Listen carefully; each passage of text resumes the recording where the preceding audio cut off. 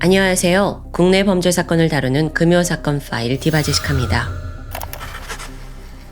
2024년 7월 3일 새벽 2시 반, 해남 보호관찰소에 비상이 걸립니다. 여기는 전자발찌를 착용한 강력범 혹은 상습범을 감시하는 곳인데요. 주로 24시간 위치를 모니터링하고 혹시 이들이 금지구역에 가지 않았는지 또는 한 곳에 유달리 오랫동안 머물지 않는지를 파악하곤 하죠. 그런데 그날 40살 남성 김 씨에게 이상 신호가 감지되었습니다. 그는 과거 범죄로 전자발찌를 착용하고 있는데 현재는 조용히 살고 있었어요. 그 전과 내용에 대해서는 자세히 알려지지 않았는데요. 확실한 건 성범죄는 아니었죠. 당시 그는 사실혼 관계인 가명 이은정 씨와 딸을 낳고 조용히 살고 있었습니다. 목포에 있는 공장에 취직을 했고요. 바로 앞 2층 주택에 새들어 살고 있었죠. 살림은 빠듯한 편이었는데 최대한 가장으로서 자리를 잡아가던 중이었습니다. 그런데 그날 새벽 김 씨의 GPS가 뭔가 이상합니다. 정확히는 전날 밤 10시부터 4시간째 전혀 위치가 변하지 않았던 거예요. 물론 늦은 밤이기 때문에 집에서 잠을 자는 걸 수도 있죠. 근데 이게 평소 같지 않은 패턴이었습니다. 관찰관은 뭔가 찜찜한 기분이 들었고 확인차 전화를 걸어봅니다. 또 그게 가장 1차적인 확인 방안이기도 해요. 몇 번이고 수화음이 울렸지만 받질 않아요. 이후에도 계속 시도했지만 응답이 없습니다. 순간 관찰관은 이 사람이 혹시 스스로 죽음을 선택한 거 아닐까? 라는 여러 가지 생각이 들었어요. 그래서 즉각 경찰과 119 구급대에 연락을 넣었죠. 지금 여기 연락이 안 되는 대상자가 있는데요. 목포시 동명동으로 출동 좀 부탁드립니다. 곧이어 경찰과 구급대원들이 도착을 했는데 심상치 않은 분위기를 감지합니다.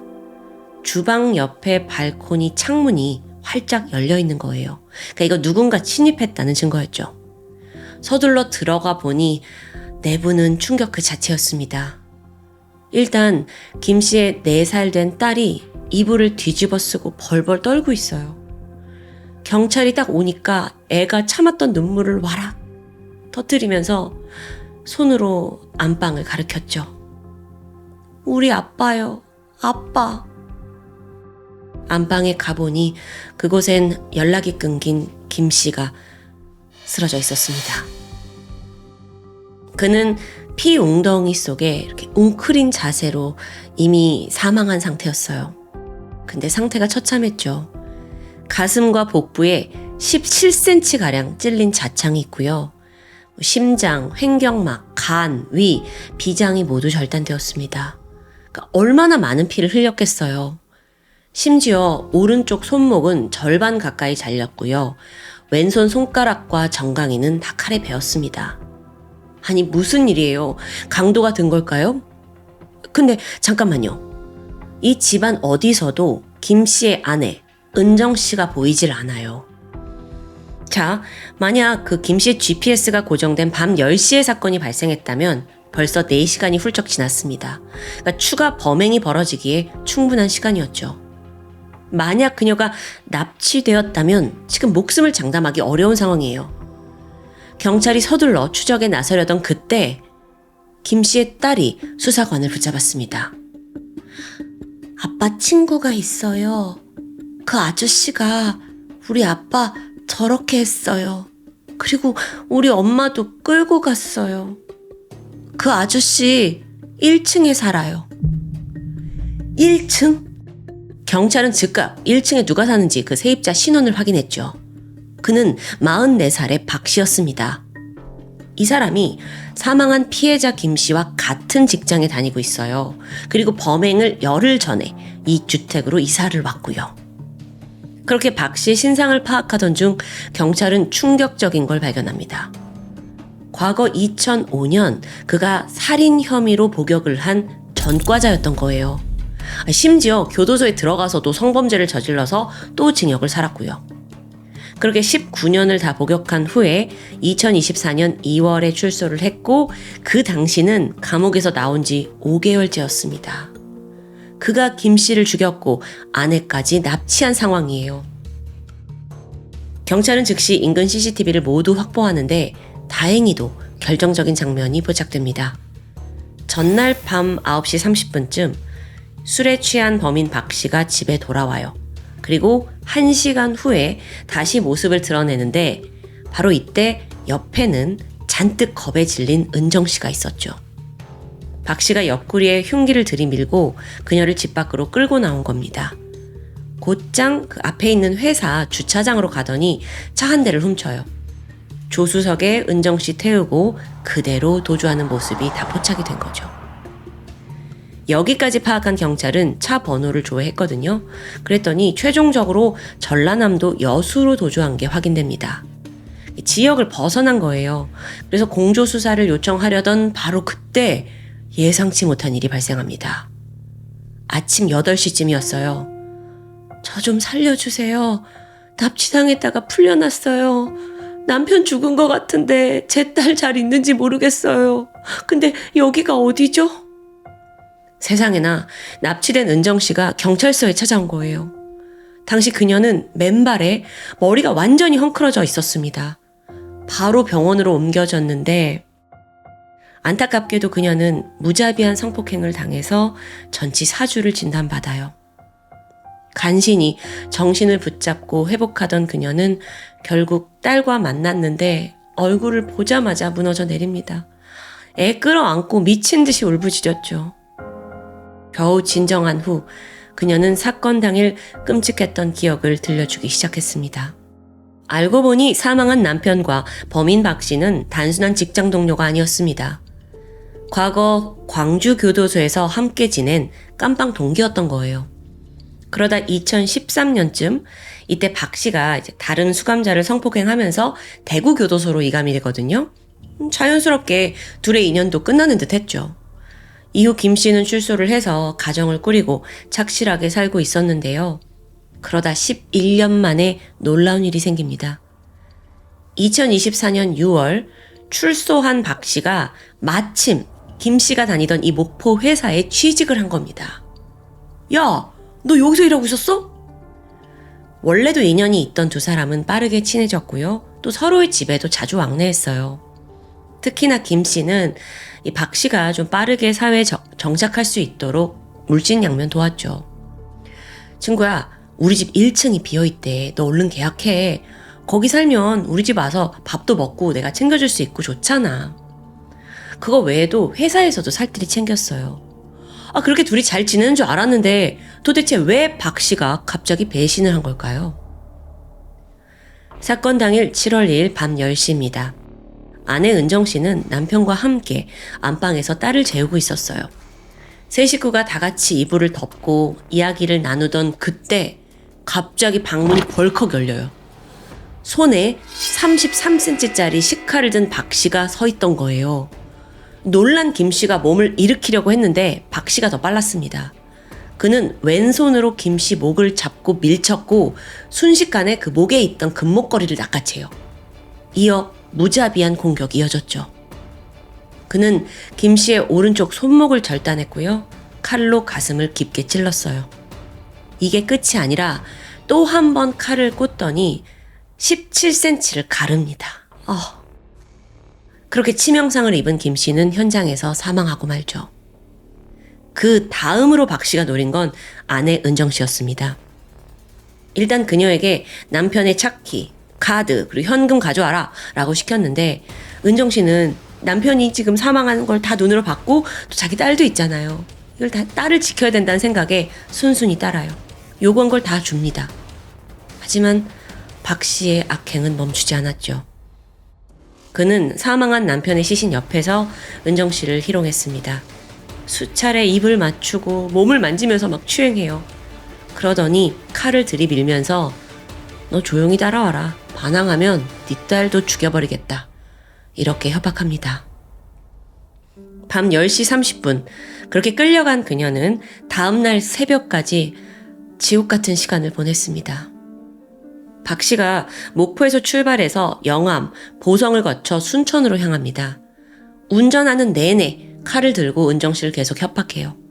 그러면서도 동시에 딸을 언급하죠. 네가 도망가면 내가 찾아가서 딸 죽인다. 이러니까 도망도 쉽게 못 가는 거예요. 이때 식칼을 혀로 핥으면서 공포감을 조성했대요. 심지어 중간중간 차를 세우고 은정 씨를 수차례 성폭행합니다. 새벽 4시쯤 순천에 도착한 범인은 은정 씨를 끌고 모텔로 갔고요.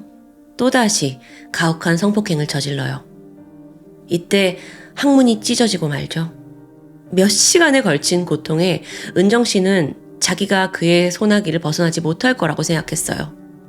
아니 그런데 돌연 박 씨가 뜻밖의 행보를 보입니다. 야, 너 이제 가. 이러면서 은정 씨를 그냥 풀어준 거예요. 그 길로 은정 씨가 미친 듯이 도주를 했고 경찰서로 가서 상황을 알리게 된 거죠.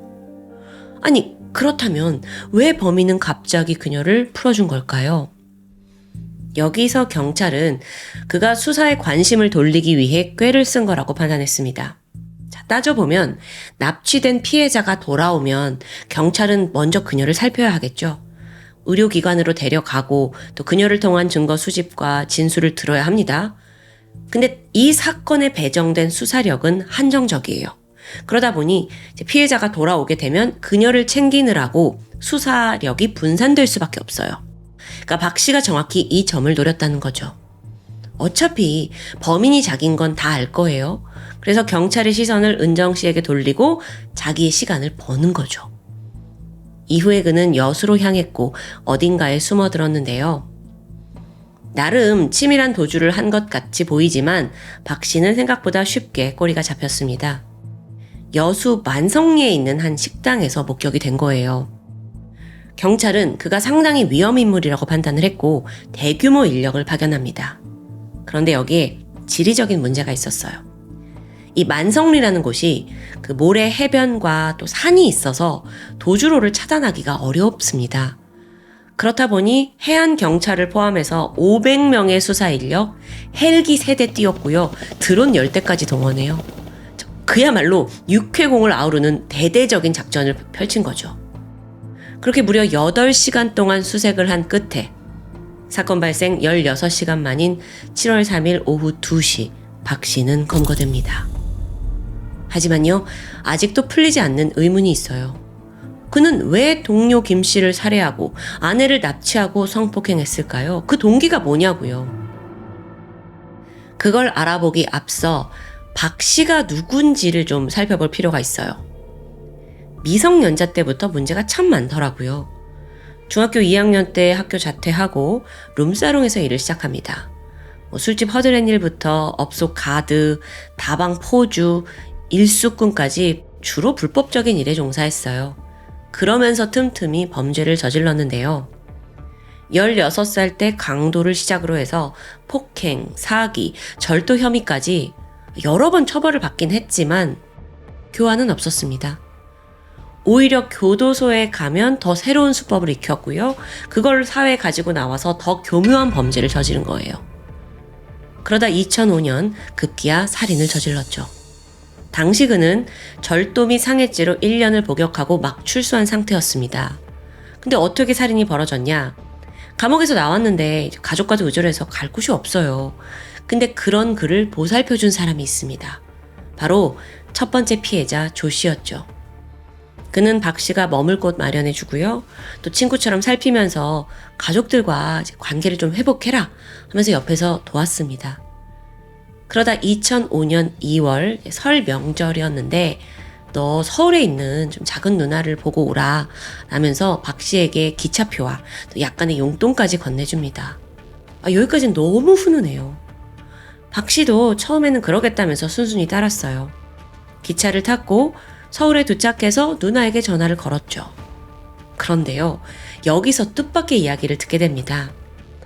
이 친구 조 씨가 먼저 누나한테 연락을 해서 동생이 갈 건데 좀 잘 좀 해줘라 라고 연락을 해둔 거예요. 그러면서 이 박 씨가 마음을 좀 잡고 잘 살 수 있게 누나가 타일러 달라 라고 부탁을 했다라는 걸 박 씨가 알게 됩니다. 근데 이게 화근이었어요. 그 내용을 박 씨가 완전히 왜곡을 하더니 저 조 씨 저 새끼가 누나한테 내 욕을 했구나 라고 욕인 거예요. 격분한 그는 바로 서울을 떠나서 조 씨가 살고 있는 김제로 갑니다. 새벽 3시에 도착하자마자 강목을 챙겨가지고 조 씨 집으로 쳐들어가요. 그리고 자고 있던 조 씨의 뒷머리를 9번에 걸쳐 아주 세게 가격했죠. 그렇게 조 씨가 사망한 겁니다. 와, 정말 이 범인의 생각 흐름이 저는 너무 이해가 안 돼요. 그 분명 친구의 마음으로서 누나 좀 이렇게 잘 타일러 주시면 얘 잘 될 거예요, 이런 응원이었잖아요. 근데 이걸 험담이라고 보고 그대로 가서 죽인 거예요. 이 일로 박 씨는 체포가 되었고요. 징역 12년을 선고받습니다. 그런데 이 사건과 앞서 김 씨 사건은 유사한 점이 있어요. 호의를 베푼 은인에게 보복을 했다는 점이죠. 다시 오늘 사건으로 돌아와서 박 씨가 체포된 직후 모든 책임을 사망한 김 씨에게 돌렸습니다. 아유, 무슨 상황이에요? 뭐라고 하냐면 김 씨 걔가 나 은근히 무시했어요. 막 함부로 대한다니까? 평소 욕에다가 반말은 기본이에요. 걔 술에 취하면 막 사람을 짓밟는다고요. 아씨, 열받아. 이러는 거예요. 근데 이게 사실일까요? 김 씨의 가족은 물론이고 회사 동료들은 정말 말도 안 된다면서 혀를 내둘렀어요. 그렇게 잘해줬고 왕래도 잦았고 심지어 박 씨 여자친구까지 서로 다 인사한 사이라고 해요.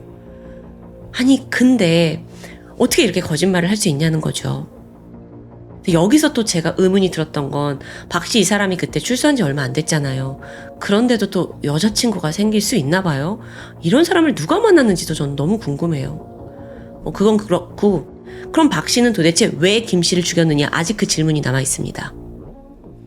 사건 당일 저녁 6시 퇴근 후에 박 씨는 편의점을 돌아다니면서 맥주를 마셔요. 약 4시간 동안 취해가고 있었는데 갑자기, 정말 갑자기 얼마 전에 김 씨가 나한테 했던 악행이 떠올랐다고 합니다. 지난번에 자기를 뭔가 깔보는 듯한 말투와 눈빛을 보낸 게 그때 떠오른 거죠. 순식간에 감정이 격해졌어요. 그는 곧바로 씩씩거리면서 집에 들어가더니 식칼을 챙깁니다. 허리에 숨기고 2층으로 올라가요. 현관문이 잠겨 있었어요. 그런데 보니까 주방 옆에 발코니 창문이 열려 있더라고요. 그는 지체 없이 안으로 들어갔고 가족들이 있는 안방문을 벌컥 열더니 정말 무슨 말도 없이 그대로 김 씨에게 달려들어 살해했습니다. 김 씨는 얼마나 황당했을까요? 다 잘해줬는데 갑자기 왜 이러냐고. 근데 더 참혹한 건 4살 된 딸아이가 그 모든 장면을 두 눈으로 목격했다는 거예요. 심지어 경찰이 올 때까지 그 4시간 동안 아빠의 시신과 단둘이 있었습니다. 얼마나 무서웠을까요? 애가 범인이 혹시 돌아올까봐 이불 속에 숨어있던 그 장면을 상상하면 전 정말 너무 가슴 아파요. 그래서 정리해보면 과거에 자기한테 했던 그 어떤 표정과 말투가 무시하는 듯 느껴져서 갑자기 열폭해서 죽였다는 거예요. 뭐 이딴 게 다 있어. 완전 정신병자 아니냐고요. 그러니까 애초에 왜 이딴 인간한테 잘해줬을까요? 아마 김 씨는 자기는 감옥에 가보긴 했지만 그래도 나와선 열심히 살려고 노력하니까 남들도 다 그런 줄 알았나 봐요. 제가 다 억울해 죽겠어요. 그럼 과연 법은 어떤 심판을 내렸을까요? 2025년 1월 살인, 특수 협박, 감금, 성폭력 처벌법 위반 혐의로 박 씨는 재판을 받습니다. 검찰은 재범이라는 점을 강하게 지적했어요. 이미 살인과 성폭행으로 19년을 복역했는데 출소한 지 5개월 만에 똑같은 범행을 저질렀으니까요. 그냥 얘는 지 기분이 나쁘거나 조금이라도 마음에 들지 않으면 습관적으로 칼을 드는 거예요. 이런 사람이 사회 어딘가 있다고 생각하면 너무 불안하죠. 근데 교화될 여지가 있다고 보세요? 재판부 또한 저희와 같은 감정이었나 봅니다. 결국 박 씨에게 무기징역을 선고하게 돼요. 그런데 여러분 아시겠지만 무기징역을 받더라도 20년 이상 모범수로 있으면 또 가석방이 가능해지죠. 그걸 대비했는지 재판부는 10년간의 신상정보 공개 그리고 20년간의 전자발찌 부착을 명령합니다. 그런데요, 전 이 판결이 참 무서웠어요. 언젠가는 전자발찌 착오도 나올 수도 있다는 말일까요? 어쨌든 박 씨는 항소했지만 기각됩니다. 오늘 사건은요, 여러분, 단순히 한 개인의 어떤 왜곡된 인격이 만든 비극이 아니라고 생각됩니다. 박 씨는 우리 사회의 법 제도가 중범죄자에게 얼마나 허술했는지 단적으로 보여주고 있어요. 그거 아세요? 한국의 교정 시스템은 기본적으로 교화에 중점을 둡니다. 하지만 이미 범죄를 주체할 수 없는 사람에게 감옥에 갇힌다고 한들 변화를 기대하기 힘들어요. 아니, 이 사람 감옥에서도 성폭행했잖아요. 근데 거기 남자들만 있는 거 아니에요? 남자한테 성폭행을 했다는 건데 정말 미쳐 돌아버리겠죠. 박 씨는 감옥에서 어땠을까요? 자기가 되게 센 사람인 척 권력을 즐기지 않았을까요? 아무도 나 못 건드려, 이런 식으로요. 실제로 그는 미성년자 때부터 상습적으로 복역을 했고 범행 수위가 계속 높아졌습니다. 하지만 법이 정한 형기가 끝나면 더 이상 그를 제재할 방법이 없었죠. 범죄자에게도 인권이 있다는 주장에 일정 부분 동의합니다. 하지만 잊지 말아야 할 게 있어요. 그들의 인권을 지키기 위해 무고한 시민들의 안전이 침해돼서는 안 된다는 점이죠. 부디 이 사건의 가장 큰 피해자 은정 씨와 딸이 트라우마와 상처에서 벗어나고 행복한 삶을 되찾길 바랍니다. 그것 또한 우리 사회가 도와줘야 할 부분이겠죠. 지금까지 금요사건 파일 디바제시카였습니다. 한국에 있는 공주교도소는 조선시대에 설립된 이래 현재까지 긴 역사를 유지하고 있습니다. 이곳에선 형이 확정된 수용자뿐만 아니라 1심 재판 중인 미결 수용자까지 함께 관리하는데요. 여기서 잠깐 한국의 교정 시스템에 대해서 살펴볼까요? 감옥에는 나름의 등급이 있습니다. S1부터 S4로 구분이 되는데 숫자가 올라갈수록 엄격한 보안이 필요하죠. 먼저 S1은 개방교도소인데요. 교도관의 직접적인 감독이 없어도 되는 재범 가능성이 좀 낮은 모범수나 형 말기의 재소자가 생활을 합니다. 대표적으로는 천안교도소가 있고요. S2 같은 경우에는 중범죄 전과가 없고 태도가 좀 양호한 그런 재소자들에게 배정됩니다. 그만큼 직업훈련도 다양하고 폭넓게 제공된다고 해요. S3는 가장 일반적인 등급인데요. 외출은 불가능하지만 그래도 교도관의 감독하에 약간의 자유활동이, 내부활동이 허용이 되는 거죠. 마지막 S4는 가장 높은 등급입니다. 그렇다 보니 살인, 특수강도, 테러, 조직폭력 같은 중범죄자들이 주로 수감이 돼요. 그만큼 무기수와 사형수 대부분 이곳에 머물고 있고요.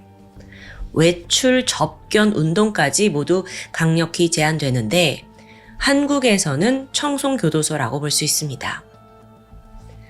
이 중 공주교도소는 S3에 해당합니다. 그러다 지난 2020년 코로나가 전 세계를 강타했을 때 불가피하게 재판 일정들이 많이 연기됐잖아요. 그러면서 대거 미결 수용자들이 공주교도소로 몰리게 되죠. 근데 여기가 정원이 500명에 불과해요. 청주나 서울 남부교도소가 1,500명에서 2,000명을 수용하는 것에 비교해 다소 작은 규모입니다. 그때 갑작스럽게 많은 수감자들이 들어오면서 정원의 130%를 초과할 정도로 과밀화가 심각했습니다. 이러면 사실 좀 위험해질 수도 있고 또 그 덕에 그 수감자들의 운동, 여러 외부 활동이 극히 제한이 되었죠. 그러니까 다들 대부분 시간을 방 안에서만 보냈고요. 또 그렇다 보니 수시로 크고 작은 충돌이 발생하고 있던 상황이었습니다. 지난 2021년 9월 7일 42살의 박상수가 공주교도소 7번 방에 배치됩니다. 그의 제목은 보이스피싱이었어요. 징역 1년 2개월을 선고받았고요. 이 7번 방의 방장은 무기수였던 26살 이 씨였습니다. 꽤 젊은 사람이죠. 보통 방장이라고 하면 관리자 역할이에요. 주로 가장 오래 생활한 재소자가 맡거나 혹은 무기수가 담당한다고 합니다. 이들은 신입에게 규율을 가르쳐주고 내부 분쟁을 조정하는 일을 주로 하는데 쉽게 말해 방내 서열 1위라고 볼 수 있어요. 그런데 사실 공주교도소 내 이 씨의 지위는 막강했습니다. 이 사람이 키가 177cm에 굉장히 다부진 체격을 가졌어요. 권투를 오랫동안 익힌 사람입니다. 게다가 이 건물에서 유일한 무기수였던 거예요. 그러니까 거의 대장급인 거죠? 교도관들의 주의가 필요한 인물이고요. 그러다 2달 후인 11월 19일, 이 방에 27살 A씨와 19살 B씨가 추가로 배정됩니다. 보니까 A는 사기와 공문서 위조, 전자금융거래법 위반으로 징역 3년을 선고받았어요. 근데 이미 다른 감옥에서 재수자 폭행해서 여러 교도소를 전전했더라고요. B 또한 폭력성이 강한 죄수였는데요. 자기가 권한 술을 친구가 마시지 않았다라는 이유로 칼을 배로 찌르고 맥주컵으로 뒤통수를 가격했습니다. 특수상해죄로 1년을 선고받았고요. 그렇게 두 사람이 7번 방에 합류하게 된 거죠. 그러다 불과 한 달 만인 12월 21일 밤, 이 7번 방에서 큰 소란이 일어납니다. 앞서 보이스피싱으로 이 방에 온 지 3개월째였던 박상수 씨가 호흡 곤란으로 의식을 잃은 겁니다. 이때 A가 심폐소생술을 했고 방장 E 씨는 팔과 다리를 연신 주물렀어요. 동시에 B는 비상벨 눌러서 교도관을 호출했고요. 잠시 후 박상수는 공주의료원으로 이송이 됩니다. 하지만 결국 사망하고 말아요. 교도소 측은 가족들에게 유감을 표하면서 호흡 곤란으로 사망했다고 설명했어요. 하지만 시신을 확인한 유족들의 생각은 완전히 달랐습니다. 박 씨의 온몸에는 멍과 타박상이 보였어요. 얼굴조차 맞아서 퉁퉁 부어 있었고요. 뒤통수와 귀 쪽에 딱지가 보입니다. 그래서 유족이 부검을 요청하는데 그 결과 명백히 폭행에 의한 사망이라고 진단이 나와요. 특히나 가슴 부위에 큰 타격을 받아서 갈비뼈가 부러졌어요. 그 뼈 조각이 흉막을 찔러서 염증이 생겨 있는 상태였죠.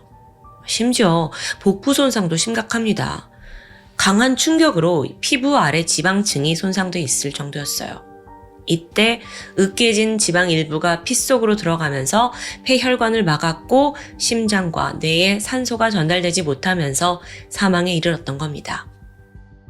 자, 이 결과를 정리해보면 사망 직전 박 씨는 가슴과 배에 공격을 받아 사망한 겁니다. 그리고 범인은 당연하게도 한 공간에 같이 있던 3명 중 1명이겠죠. 방장 E 씨와 A 그리고 B. 근데 이들이 앞서 막 심폐소생술하고 주무르고 이게 모두 쇼였다는 걸까요? 이 3명 중 가장 유력한 용의자는 바로 E 씨였습니다. 앞서 그는 7번 방 내 유일한 S4 수용자라고 했죠. 죄목은 강도살인이었습니다. 잠시 이 씨에 대해서 알아볼게요. 26살 이 씨, 그는 온라인 도박과 주식에 빠져 살았습니다. 그렇게 전재산 탕진하고 1,300만 원 정도 빚을 졌어요. 그걸 갚기 위해 중고거래 어플 당근마켓을 이용하게 되는데요. 여기서 위조한 5만 원권 200여 장으로 50돈짜리 순금 팔찌를 삽니다. 사기극이죠. 근데 다음 범행도 당근마켓에서 벌어져요. 2019년 12월에 44살의 남성이 내가 금 100돈이 있는데 이걸 판매하겠다라고 글을 올렸습니다. 이걸 이 씨가 덥석 물게 돼요. 밤 10시 이 씨와 판매자는 한 면사무소 앞에서 만나기로 합니다. 당시 이 씨가 검은색 패딩을 입고 있었는데 그 안에 쇠망치를 숨겨두고 있는 상황이었어요. 잠시 후에 판매자가 왔고 두 사람이 그 판매자 차를 타고 이제 외곽도로로 이동을 하게 되거든요. 처음에는 가벼운 이야기를 주고받았죠. 그러다가 본격적으로 거래를 하려고 도로 한쪽에다가 차를 세웠는데 그 순간 이 씨가 본색을 드러냅니다. 쇠망치 꺼내서 그대로 뒤통수를 가격해요. 당황한 판매자는 살아야겠다라는 생각으로 필사적으로 밖으로 기어나왔죠. 그때 이 씨에겐 목숨보다 금 100돈이 더 중요합니다. 그래서 막 차에 있던 순금 팔찌, 반지, 목걸이까지 챙겨가지고 차에서 내려요. 판매자가 제발 살려달라, 금 다 가져가라, 나 좀 살려달라 애원했지만 이 씨는 자비 없이 그대로 망치를 휘둘렀습니다. 특히나 머리를 집중적으로 공격했어요. 이후 훔친 차를 가지고 이 씨가 3km가량 이동했고 다시 자기 차로 돌아가서 그대로 도주합니다. 밤 10시 30분쯤 우연히 지나가던 행인에 의해서 판매자가 발견이 됐어요. 급히 병원으로 이송이 되는데 다음날 사망합니다. 다행인 건 사건 발생 5일 만에 숙박업소에 숨어있던 이 씨를 검거했다는 점입니다. 그렇게 강도 살인으로 체포가 된 거고요. 그런데 이때 일화가 또 있어요. 이 씨가 사실 이 사건엔 공범이 따로 있다는 거예요. 자기는 사주를 받은 것뿐이라며 억울함을 호소합니다. 저는 그냥 금만 넘겨받았어요. 일본에 가서 금 팔아오면 30% 주겠다는 말에 넘어간 거라고요. 저도 그만두려고 했는데 우리 가족들 다 죽인다고 해서 어쩔 수가 없었어요. 정말 뻔뻔한 거짓말을 너무 잘해요. 애초에 공범은 없었습니다. 텔레그램으로 연락을 주고받았다는데 아이디나 닉네임도 기억하지 못하니까요. 2020년 7월 1심 재판부는 단독 범행이다라고 판단을 하면서 징역 40년을 선고합니다. 상당하죠? 변호인 측에서는 얘 초범이고 아직 24살이다 항소를 하게 되는데 기대와 달리 형은 오히려 가중됩니다. 2020년 9월에 2심에서 범인 이 씨가 전혀 반성하는 모습이 없고 변명만 늘어놓는다. 교화의 여지가 없다고 판단하면서 그에게 무기징역이 선고된 거죠. 상고심이 기각되면서 그렇게 형이 확정되었습니다. 이후 이 씨는 대전교도소와 충주구치소를 거쳐서 공주교도소에 입소를 하게 되는데 또다시 골칫덩어리가 되죠. 무기수라는 타이틀을 얻었잖아요. 그걸 마치 메달처럼 여기고 약해 보이는 재수자들 폭행하고 독방을 수차례 드나들었어요. 그러다 어느 날 같은 방에 만만해 보이는 박상수 씨가 들어오게 된 거고요. 2021년 10월입니다. 야 박상수, 네가 이제 설거지 당번이야. 아이씨 말 안 들어? 자기만의 규율을 만들어서 박 씨를 괴롭히기 시작해요. 조금이라도 어길 때는 사정없이 뺨을 때렸고요. 심지어 11월이 되자 A와 B까지 방에 들어왔잖아요. 폭행 수위는 더 높아집니다. 이들이 3인 1조로 행동하면서 교도관 눈을 요리조리 피했고 막 망을 봐요. 그리고 박 씨를 무자비하게 폭행하는 거예요. 그럼 그 이유가 뭐냐? 이유는 없어요. 그냥 심심풀이 하나의 놀이일 뿐입니다. 매일같이 주먹과 발로 머리, 복부, 엉덩이를 때렸습니다. 어느 날은 박 씨의 허벅지 안쪽을 뾰족한 펜으로 찔러요. 이건 아무것도 아니에요. 어떤 날은 바지를 벗기고 빨래집게로 그 중요 부위를 잡아서 막 비틀기도 해요. 방 안에 비치된 기본 물품은 모두 흉기가 될 수 있는 거예요. 심지어 뜨거운 물이 담긴 병을 머리에 올려서 화상을 입힌 적도 있고요. 그러다 12월 4일에는 방장 이 씨의 심기를 건드렸다는 이유로 박 씨가 작은 화장실로, 구석에 있는 그 작은 화장실로 끌려갑니다. 그리고 이 씨가 교도관들 몰래 챙겨둔 잡지를 말아서 몽둥이를 만들어놨는데 이걸로 또 폭행하는 거죠. 뿐만 아니라 눈을 가격하고 양팔을 꺾고 가학행위가 끊이지 않았습니다. 12월 8일, 이날 점심시간에는 비빔밥이 나왔습니다. 그런데 그걸 만드는데 참여하지 않았다면서 플라스틱 식판으로 머리를 내려치는 거예요. 그게 부러졌어요. 그때까지 폭행을 계속해요. 뿐만 아니라 그 부러진 파편이 나오잖아요. 그걸로 막 찌르려고 위협합니다. 이게 실행으로 옮겨지진 않았지만 박 씨는 얼마나 겁이 나겠어요. 지금 자기 목숨이 달려있는데. 그 모습을 보면서 3명이 깔깔댔죠. 또 한 번은 양말에다가 비누 6개를 통째로 다 넣으면 단단한 둥기가 된대요. 이걸 가지고 박 씨의 복부를 내리쳤습니다. 그렇게 지난 2-3달간 이어진 폭행에 박 씨는 여러 번 호흡곤란 증세를 보였습니다. 위장 기능도 망가져서 식사를 잘 못했고요. 심지어 대소변도 잘 가리지 못했다고 해요.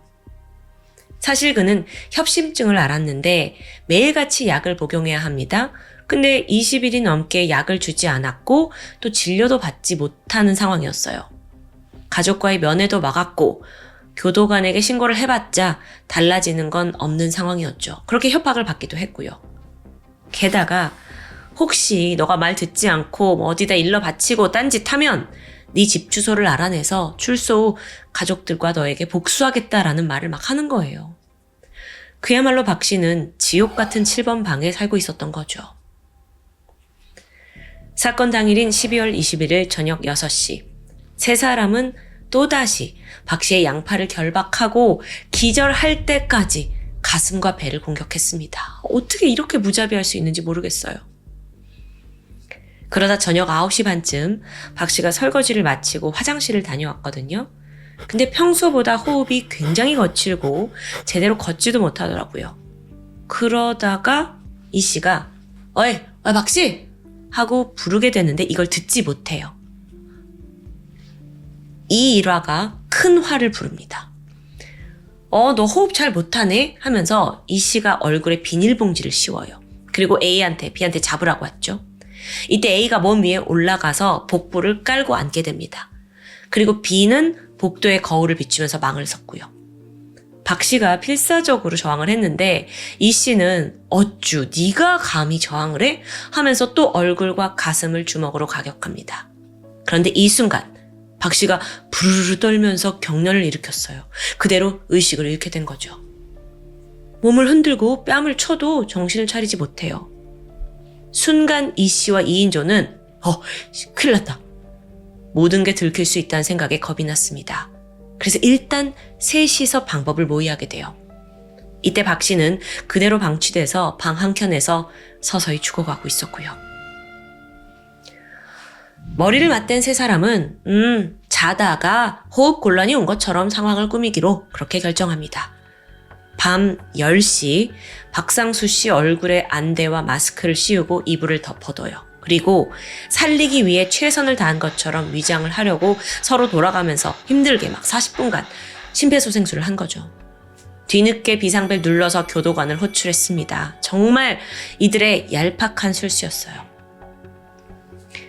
전말이 드러났습니다. 사실 부검하면 뻔하게 나오는 결과예요. 그렇게 이 씨와 A, B는 살인, 상습폭행, 특수상해, 특수폭행, 특수강제추행 혐의로 기소됩니다. 2022년 7월에 진행된 1심에서 이 씨의 살인은 명백했습니다. 하지만 A와 B는 나는 저 방장 이 씨의 명령에 어쩔 수 없이 가담한 거다. 근데 폭행에는 가담하지 않았다. 라고 주장을 합니다. 이때 재판부는 박 씨의 죽음에 대해서 이게 살인이 아닌 미필적 고의다라고 인정하게 돼요.